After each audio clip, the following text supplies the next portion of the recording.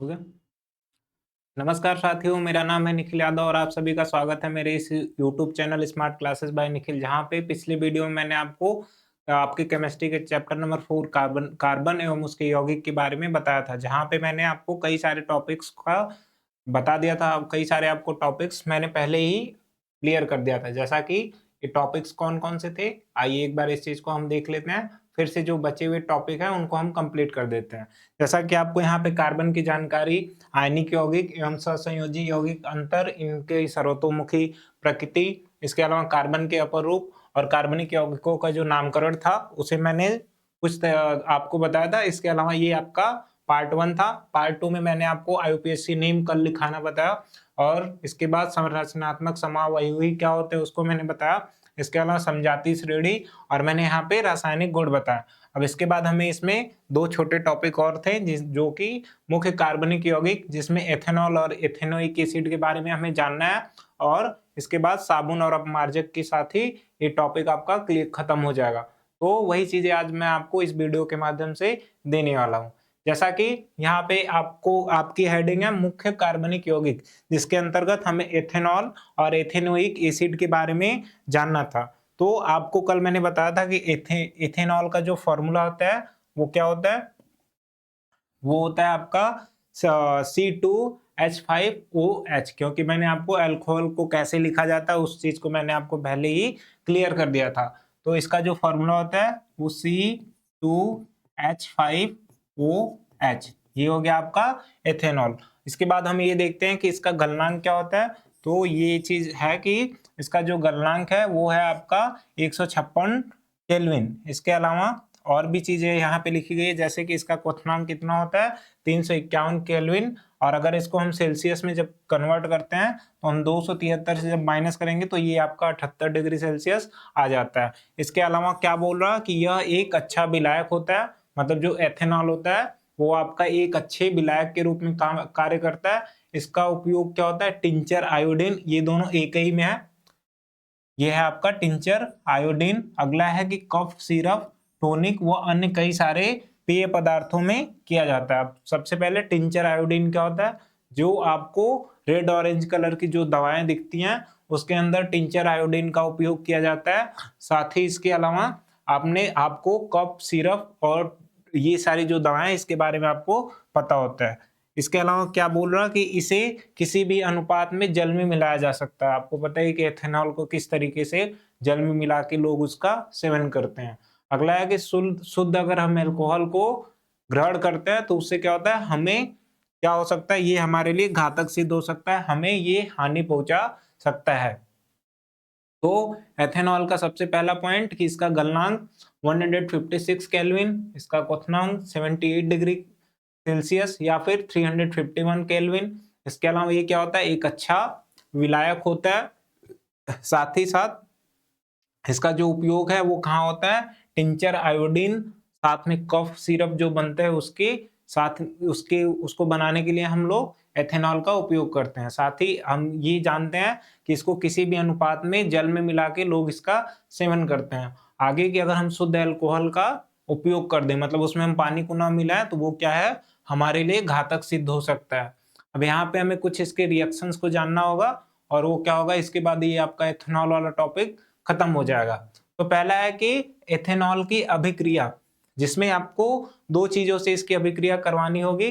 पहला क्या है कि हमें एथेनॉल का रिएक्शन सोडियम से कराना पड़ेगा और दूसरा कि हम एथेनॉल क्या है आपका संतृप्त हाइड्रोकार्बन, तो हम इसको असंतृप्त हाइड्रोकार्बन में किस तरीके से बदलेंगे उस चीज को हम यहाँ पे देखते हैं। जैसा कि आपको यहाँ पे क्या दिख रहा कि जब हम लोग एथेनॉल का रिएक्शन, ये आपका एथेनॉल हो गया, जब आप इसका रिएक्शन सोडियम के साथ कराते हो तो आपको क्या यहाँ पे मिल रहा, CH3CH2, यहाँ पे O के ऊपर माइनस और सोडियम के ऊपर प्लस, यानी ये एक दूसरे के साथ चिपके होते हैं, तो इसीलिए यहाँ पे ये आयन के फॉर्म में लिखा गया। साथ ही साथ आप यहाँ पे देख लीजिए कि हाइड्रोजन गैस क्या हो रही, निकल रही। तो आपको याद क्या रखना है, जब भी आपको एथेनॉल का रिएक्शन मतलब CH3CH2OH का रिएक्शन सोडियम के साथ कराओगे तो आपको CH3CH2O के ऊपर माइनस, सोडियम प्लस और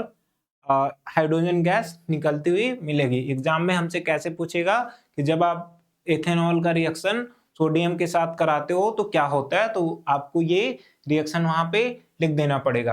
अब जैसा कि अब दूसरी क्या है इसकी अभिक्रिया, वो है आपका असंतृप्त हाइड्रोकार्बन बनाना। जैसे कि आपको पता है कि एथेनॉल को जब हम लोग बनाते हैं तो किस तरीके से, कुछ इस तरीके से बनता है। CH, यहाँ पे H, ये भी आपका H, यहाँ पे क्या करोगे CH, यहाँ पे भी आपका H, यहाँ पे OH जुड़ा होता है। तो ये कैसा है, ये है संतृप्त हाइड्रोकार्बन। तो हमें इसे असंतृप्त हाइड्रोकार्बन बनाने के लिए करना क्या होगा, हमें इसको सांद्र क्या बोलते हैं सल्फ्यूरिक एसिड के साथ या फिर सल्फ्यूरिक एसिड के प्रेजेंस में रिएक्शन करवाना पड़ेगा, जिसके साथ ही ये क्या बन जाएगा, ये आपका बन जाएगा, आप इसको पढ़ते होगे एथीन। कल मैंने इसका नाम लिखना किस तरीके से पढ़ते हैं उस चीज को मैंने आपको बताया। तो यहाँ पे क्या होता क्या है कि एथेनॉल के अंदर से निर्जलन होता है। निर्जलन का मतलब उसके अंदर से वाटर को बाहर निकाल लिया जाता है। कब, जब हम उसको सांद्र सल्फ्यूरिक एसिड के प्रेजेंस में रिएक्शन करवाते हैं, यानी कि उसके अंदर से जल जब बाहर निकल जाएगा तो आपका क्या बचेगा, एथीन बचेगा। तो इस चीज को हम कैसे लिखेंगे, जब हम लोग एथेनॉल को बोलेगा कि आपसे कि एथेनॉल को असंतृप्त हाइड्रोकार्बन में किस तरीके से परिवर्तित करेंगे, तो आपको लिखना पड़ेगा कि जब एथेनॉल को सल्फ्यूरिक एसिड यानी कि सांद्र सल्फ्यूरिक एसिड की प्रेजेंस में हम लोग क्या करते हैं, रिएक्शन करवाएंगे, तो क्या होता है इसके अंदर से वाटर मतलब जल बाहर निकल जाता है और आपका एथीन हमें प्राप्त होता है, जो कि एथीन आपका क्या होता है, असंतृप्त हाइड्रोकार्बन है। इसमें डबल बॉन्ड आपको दिख रहे होंगे, तो आपको ये चीजें समझ में आ गई होंगी। तो यहाँ पे एथेनॉल के अंदर हमें केवल यही दो चीजें पढ़नी थी कि एथेनॉल का गलनांक क्या होता है, एथेनॉल का क्वथनांक क्या होता है, और इसके 2-3 पॉइंट। साथ ही जब एथेनॉल का रिएक्शन हम लोग सोडियम से करवाते हैं तो वो कैसे होता है, और दूसरा इसको हम असंतृप्त हाइड्रोकार्बन किस तरीके से बनाते हैं। सेम ऐसे ही ये आपका एक छोटा सा टॉपिक था। अब आगे हम क्या करेंगे, एथेनोइक एसिड के बारे में हम लोग थोड़ी सी जानकारी लेंगे और फिर साबुन और अपमार्जक, और ये आपका चैप्टर यहीं पे कंप्लीट हो जाएगा। तो अगला जो है वो है आपका एथेनोइक एसिड। जैसे कि कल आपने एथेनोइक एसिड का फॉर्मूला क्या होता है, तो आयोडीन में किस तरीके से जानते हैं आप इसको कल सीखे हो क्या। देखिए यहाँ पे जैसे आपको होगा CH, यहाँ पे 3, यहाँ पे COOH। जैसे कि इसको हम लोग क्या बोलते हैं, इसको हम लोग बोलते हैं एथेनोइक एसिड। तो यहाँ पे हमें एक एक चीज करके इस चीज को हमें जानना होगा। आप इस चीज को और कैसे लिख सकते हो, इसी चीज को मैंने कल बताया था CH3, और एथेनोइक एसिड को हम कैसे लिखते हैं कुछ इस तरीके से। यहाँ पे जो कार्बोक्सिलिक वाला मैंने कल बताया था कि किस तरीके से उसका IUPAC नाम हम लिखते हैं पढ़ते हैं। तो ये चीजें यही है कि इसको हम कैसे लिखेंगे, ऐसे भी हम लिख सकते हैं। तो यहाँ पे क्या लिखा है, पहला पॉइंट कि इसका जो गलनांक होता है वो होता है आपका 290 के मतलब 290 केल्विन। अगला है इसका क्वथनांक कितना होगा, 391 केल्विन। तो आपको इसका गलनांक और क्वथनांक याद रखना होगा।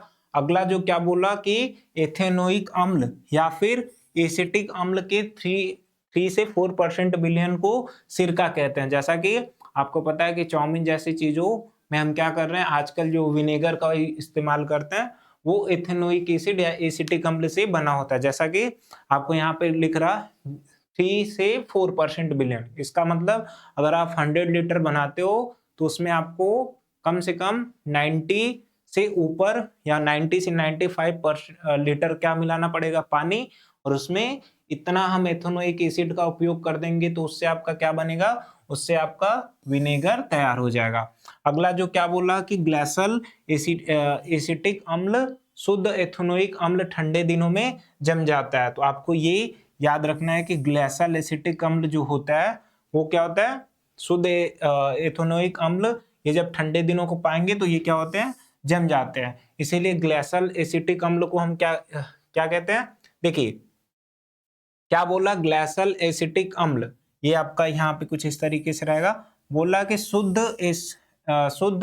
एथेनोइक अम्ल जो होता है वो ठंडे दिनों में जम जाता है। मतलब आपका जो प्योर एथेनोइक एसिड होगा वो जब ठंडे का दिन आएगा तो वो आपका जम जाता है। इसी को क्या कहते हैं? इसी को कहते हैं ग्लेशियल एसिटिक एसिड। तो ये चीज आपको याद रखना है। आगे क्या है? ये दुर्बल क्षार होता है, मतलब ये जिस तरीके से आपने पढ़ा है कि हाइड्रोक्लोरिक एसिड क्या होता है? एक प्रबल क्षार, सेम उसी तरीके से यहाँ पे ये एक दुर्बल क्षार है। जैसा कि चैप्टर 2 में आपने पढ़ा था कि प्रबल और दुर्बल क्षार क्या होता है, और सॉरी यहाँ पे प्रबल और दुर्बल अम्ल क्या होता है। तो क्या क्या याद रखना है यहाँ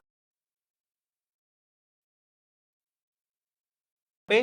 किस तरीके से एथेनोइक एसिड को हम लोग आईयूपीएसी नाम में लिखते हैं, उसके लिए आप, अगर आपको नहीं समझ में आ रहा तो आप पिछली वीडियो देख सकते हैं, तो मैंने वहां पे आपको समझाया। यहाँ पे क्या आपको गलनांक याद रखना है, क्वथनांक याद रखना है, ये याद रखना है कि सिरका किस तरीके से बनता है। अगला, ठंडी के दिनों में एथेनोइक एसिड जो है वो जम जाता है, और इसी को हम लोग क्या बोलते हैं? Glacial acetic acid. और अगला क्या है कि ये एक दुर्बल क्षार है। अब आगे हमें इसके कुछ रिएक्शंस को देखना है, फिर ये आपका टॉपिक खत्म हो जाएगा। जैसे कि आपको यहाँ पे क्या दिख रहा कि एथेनोइक एसिड की 2 रिएक्शन दिख रही होंगी। पहला क्या? एस्टीकरण अभिक्रिया, और अगला क्या है आपका? वो है साबुनीकरण अभिक्रिया। तो हम लोग यहाँ पे देखेंगे। इससे पहले एक चीज और आपको मैं बताना चाहता हूँ कि एस्टर जो होता है वो किस तरीके से लिखा जाता है। तो आपको यहाँ पे याद रखना रहेगा कि ये है आपका, यहाँ पे सी रहेगा, यहाँ पे ओ, और यहाँ पे भी आपका ओ, और इसके बाद यहाँ पे आर मतलब कार्बन की चेन, और इधर से भी कार्बन की चेन अगर हो जाएगी तो ये आपका क्या कहलाएगा? इसको कहेंगे ये है आपका एस्टर। तो क्या होता है? एस्टरीकरण अभिक्रिया। तो हम इसमें करते क्या है? इसमें हम एथेनोइक एसिड को जब हम लोग रिएक्शन करते हैं किससे? एथेनॉल से। ये आपको दिख रहा होगा एथेनोइक एसिड है, इसके अलावा ये आपको दिख रहा होगा एथेनॉल। और जब हम इनको एक दूसरे के साथ रिएक्शन करवाएंगे और इसको जब हम लोग क्या करते हैं? जलाते हैं, तो इससे क्या हमें मिलता है? इससे हमें एस्टर मिलेगा और जल बाहर होगा। तो यहाँ पे आपको दिख रहा होगा ये क्या है आपका?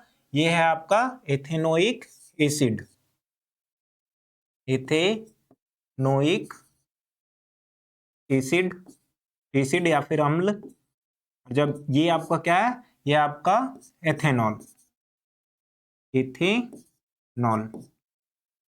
क्योंकि आपको पता है कि C2H5OH को क्या बोलते हैं हम लोग? ये हम लोग बोलते हैं इसको एथेनॉल। इस चीज को हमने अभी क्या बताया? Ethanoic acid.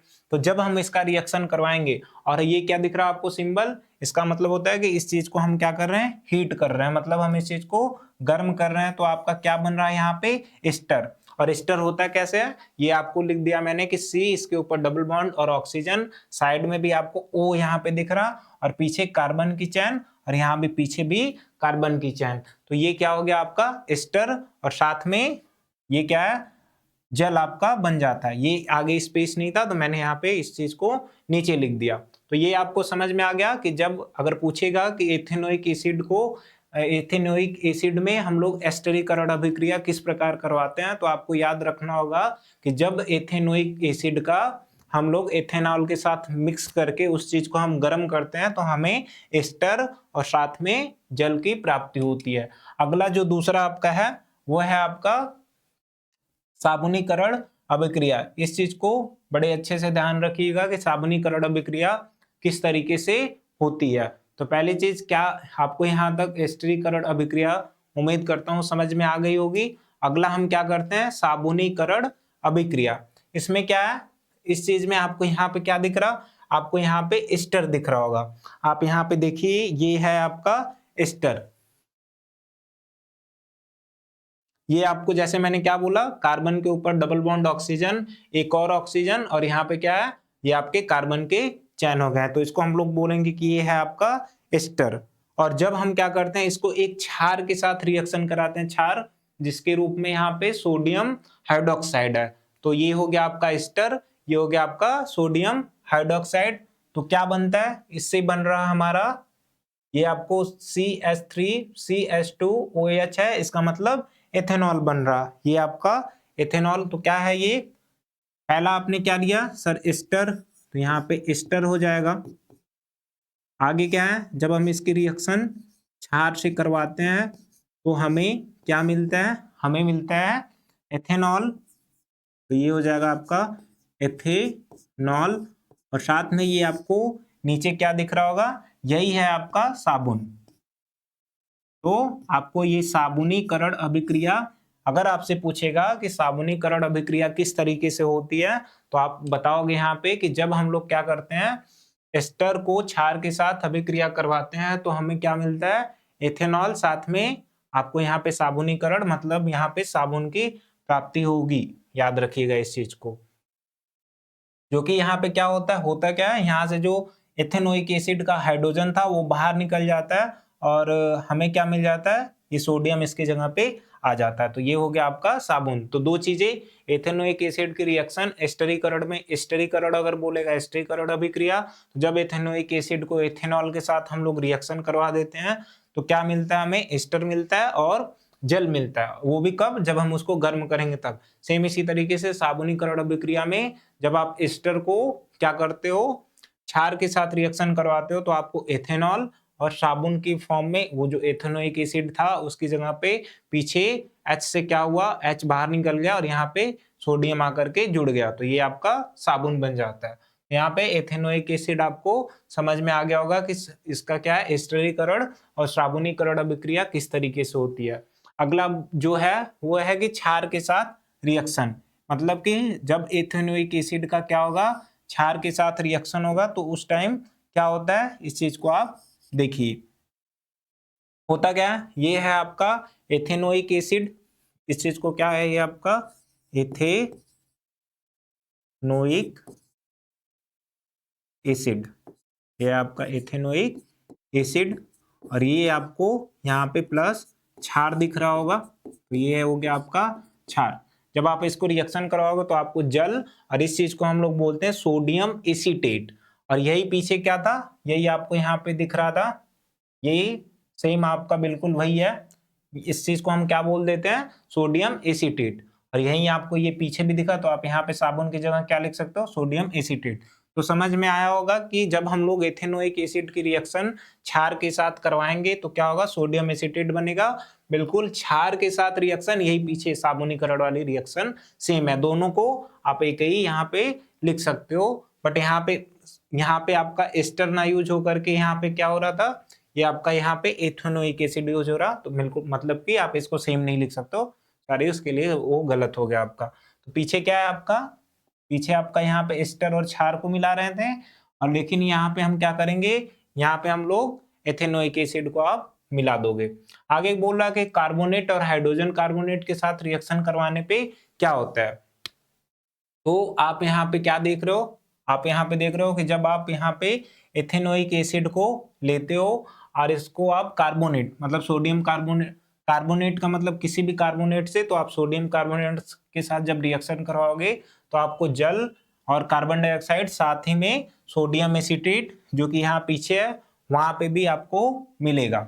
सेम ऐसे ही एथेनोइक एसिड को फिर से जब आप सोडियम हाइड्रोजन कार्बोनेट के साथ रिएक्शन कराओगे तो वहां पे बिल्कुल प्रोडक्ट जो है सेम का सेम बनेगा। तो आपको ये चार रिएक्शन एथेनोइक एसिड का किस तरीके से हुआ आपको याद रखना है। पहला एस्टरीकरण, दूसरा साबुनीकरण, तीसरा क्षारक के साथ क्रिया, और चौथा आपका कार्बोनेट और हाइड्रोजन कार्बोनेट के। तो आपको यहाँ पे मुख्य कार्बनिक यौगिक में दो ही चीज पढ़नी थी, पहला आपको एथेनॉल, दूसरा एथेनोइक एसिड। तो यहाँ तक ये आपका कंप्लीट हो गया। आगे जो आपका लास्ट छोटा सा टॉपिक बचा है वो है साबुन और अपमार्जक, जो जिसमें से कुछ चीजें आपको आपके सिलेबस से रिड्यूस हो गई हैं, तो आपको ज्यादा इसके बारे में पढ़ना नहीं है, जो भी जानकारी यहाँ पे आपका लिखा गया है। तो देखिएगा यहाँ पे क्या लिखा है कि यह केवल मृदु जल में उपयोगी होता है, क्या, साबुन, ये साबुन का पार्ट लिखा गया है और वो आपका अपमार्जक, तो ये है आपका साबुन। तो लिखा है इसमें कि यह केवल मृदु जल में उपयोगी होता है। मृदु जल क्या होता है, मृदु जल एक ऐसा जल होता है जिसके अंदर जो हमारा नॉर्मल वाटर होता है उसको हम लोग मृदु जल कहते हैं। और तो ये आपका समझ में आ गया कि पहला ये किसके साथ उपयोगी होगा, मृदु जल। दूसरा क्या बोला, कठोर जल एवं मृदु जल में उपयोगी, मतलब दोनों। अब कठोर जल जिसके अंदर खारापन होता है उसको हम लोग बोलते हैं कठोर जल, और मृदु जल जो आपका नॉर्मल पानी होता है उसको आप मृदु जल कहते हैं। अगला जो है क्या बोला कि कार्बोनिक अम्लों के सोडियम पोटेशियम लवण होते हैं। कार्बोनिक अम्लों के सोडियम और पोटेशियम लवण होते हैं, जैसा कि आपको ये दिख रहा होगा, ये जो मैंने फिगर बनाया है, ये CH3 यहाँ ये वाला जो पॉइंट है ये है आपका CH2, ये है आपका CH2, ये भी CH2 CH2 CH2 CH2 CH2 CH2 और यहाँ पे आपको दिख रहा होगा कार्बोनिक एसिड, और जो ये पीछे से क्या हुआ H हट गया, और H हटने के बाद आपको यहाँ पे सोडियम या फिर ये पोटेशियम होगा जो कि एक प्रकार का लवण होता है। तो वही चीज यहाँ पे बोल रहा कि कार्बोनिक अम्लों के सोडियम पोटेशियम लवण होते हैं, मतलब ये एक प्रकार का लवण बन जाता है किसका, कार्बोनिक अम्लों का। तो इसीलिए ये पॉइंट आपको यहाँ पे लिखा हुआ दिख रहा होगा। आगे क्या बोला, यह कठोर, अब हम एक चीज और होती है कि ये जो साबुन होता है वो कठोर जल में कार्य नहीं करता। ऐसा क्यों ये केवल मृदु जल में होता है, क्योंकि कठोर जल के अंदर पाया जाता है मैग्नीशियम और कैल्शियम, और जिसके साथ ये जो साबुन होता है वो घुल नहीं पाता और एक अघुलनशील पदार्थ का निर्माण करता है, जिसकी वजह से साबुन जो है वो कठोर जल के अंदर क्रिया नहीं करता। तो वही चीज है, पहला केवल मृदु जल में उपयोगी, दूसरा कार्बोनिक अम्लों के पोटेशियम और कैल्शियम के लवण होते हैं, तीसरा ये कठोर जल में उपस्थित मैग्नीशियम और कैल्शियम के लवणों से अभिक्रिया करके अघुलनशील पदार्थ बनाता है।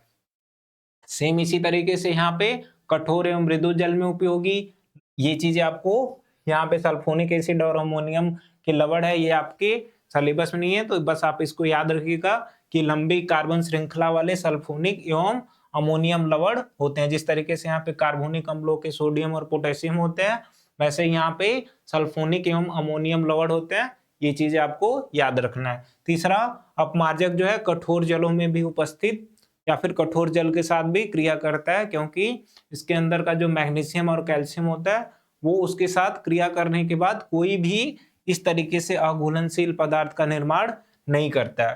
तो यहाँ पे आपको साबुन और अपमार्जक के इतने पॉइंट याद रखने हैं। अब इसमें थोड़ा सा और बचा है, उस चीज को देख लीजिए।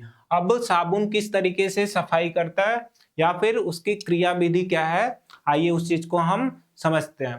पहला क्या है, पहला है कि मैल जो होती है वो होता है आपको, जैसे मैल मीन्स जो गंदगी आपकी होती है कपड़े के अंदर, वो आपको तैली प्रकृति का होता है। तैली मतलब तेल की प्रकृति का होता है, जो कि क्या होता है जब हम उसको पानी में डालते हैं तो वो साफ नहीं होता है, और साफ नहीं होता है तो इसी चीज को, वो जो तैली प्रकृति है इसको हम लोग क्यों नहीं साफ होता है, क्योंकि तेल जो होता है वो अध्रुवी प्रकृति का होता है। अध्रुवी प्रकृति का मतलब जो जल में ना मिल जाए, और जल कैसा है, ध्रुवी। इसका मतलब जब ध्रुवी और अध्रुवी आपस में मिलेंगे तो वो साफ नहीं होता है। जैसे कपड़े को हम केवल वैसे ही पानी में सिंपल सा डाल दे तो क्या होता है, वो साफ नहीं होता, क्योंकि वहां पे जो मैल होती है कपड़ों के ऊपर वो अध्रुवी प्रकृति का होता है, मतलब जल में ना घुलने लायक। जल विरागी का मतलब जल में जो ना घुले, और जल क्या होता है, ध्रुवी, इसीलिए वो साफ नहीं होता है। जबकि साबुन जो होता है उसके अंदर ध्रुवी और अध्रुवी दोनों प्रकृति होती है,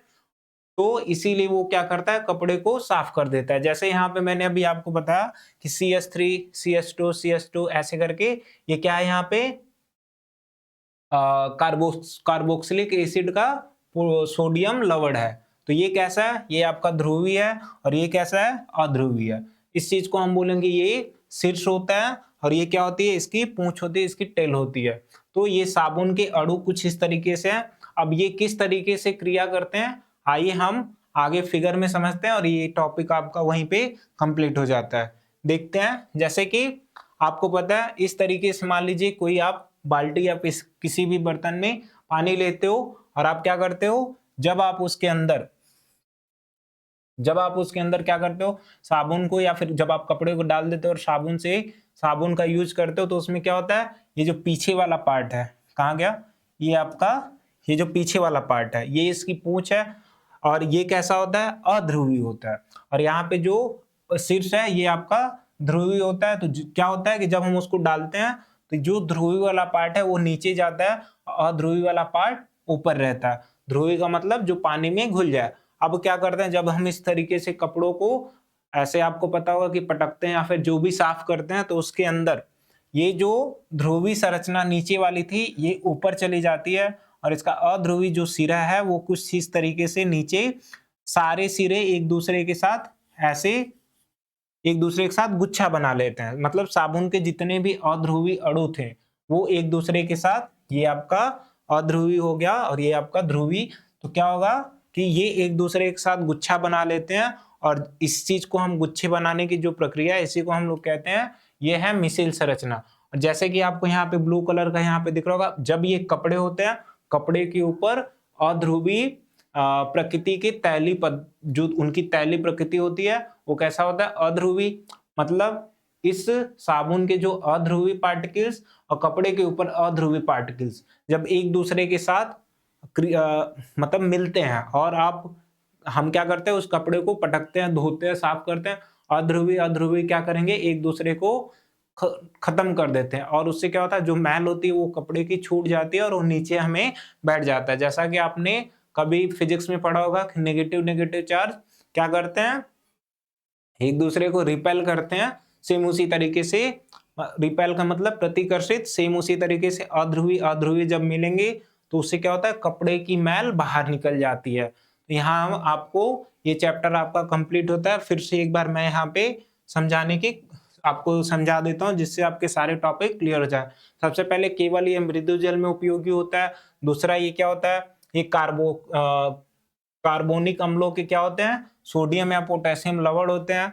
तीसरा ये जल में नहीं क्रिया करते क्योंकि ये अघुलनशील पदार्थ बनाते हैं। आगे ये कठोर एवं मृदु जल में उपयोगी होते हैं। फिर ये लंबी कार्बन श्रृंखला वाले क्या करते हैं सल्फोनिक एवं अमोनियम लवण बनाते हैं। आगे क्या है ये अपमार्जक कठोर जल में भी क्रिया करते हैं। आगे यहाँ आप देखिए कि मैल तैलीय प्रकृति के होते हैं जो कि अध्रुवीय होते हैं, पानी में नहीं घुल सकते। जल क्या होता है ध्रुवीय होता है और साबुन के अंदर दोनों प्रकार के कण पाए जाते हैं।